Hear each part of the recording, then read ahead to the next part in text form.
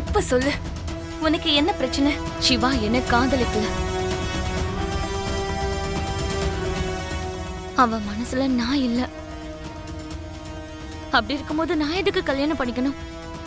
இல்ல பூர்ணி, சிவா பிந்துவ காதலிச்ச விஷயம் என்னமோ உண்மைதான். ஆனா நம்ம குடும்பத்துக்காக சிவா கிட்ட நான் பேசிருக்கேன். அவனுக்கு புரியுற மாதிரி நான் சொல்லிருக்கேன் பூர்ணி. இந்த கல்யாணத்துக்கு அவன் மனப்பூர்வமா தான் ஒத்துட்டு இருந்திருக்கான். அப்பனா இப்ப கூட அவனோட கையில பிந்துன்னு எதுக்காக பேர் எழுதி வைக்கணும்?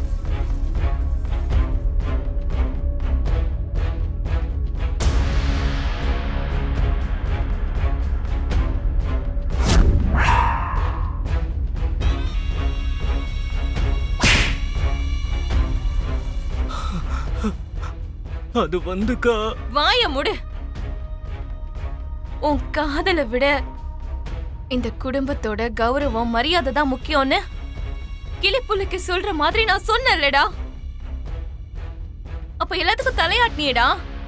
அப்புறம் என்ன இதெல்லாம்? ஏன் இப்படி எழுதிருக்க? டேய், ஒரு பொண்ணு கல்யாணம் பண்ணிக்கிட்டு உன் வாழ்க்கைக்குள்ள வரப்போறான்னா உன் கடந்த காலத்தை நீ நிரந்தரமா மறந்துதான் ஆகணும். இல்ல நான் தாலி இங்க கட்டுவேன், என் பாசம் எல்லாம் அங்கதான் இருக்கும்னா எந்த பொண்ணால தாங்கிக்க முடியும்டா? உனக்கு ஒரு வாட்டி சொன்னா புரியாதா? பாருடா, பூர்ணிய ஒரு வாட்டி பாரு. நீ அவளுக்கு கிடைக்க மாட்டேன்னு ஒரு சந்தேகம் வந்ததும் அவ சாகறதுக்கே துணிஞ்சிட்டா. அவளுக்கு அவளோட உயிரை விட உன்னோட காதல் தான் முக்கியம்னு நினைச்சாடா. ப்ளீஸ்டா, புரிஞ்சுக்கோடா. உன் மேல நான் வச்சிருக்கிற நம்பிக்கைய பொய்யாக்கிடாதடா.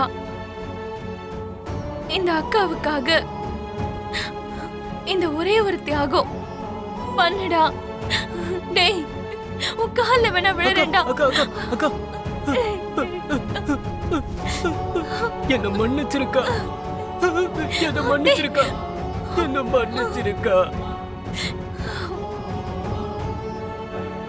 இந்த கல்யாணத்தை நடத்துறதுக்கு நீ படுற கஷ்டத்தை எல்லாம் நான் புரிஞ்சுக்காமையே போயிட்டக்கா.